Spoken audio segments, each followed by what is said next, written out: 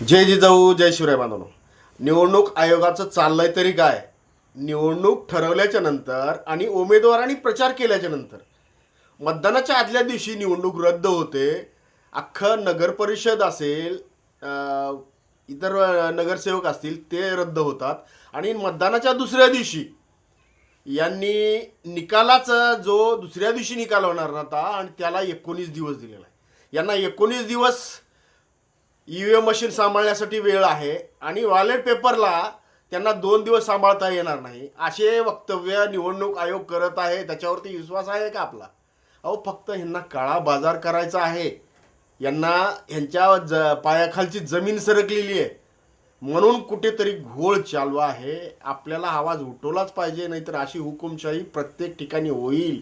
म्हणून सांगतोय बांधवांनो, जागे व्हा. चॅनलला नवीन असाल तर सबस्क्राईब करा, शेअर करा आणि ह्या निवडणूक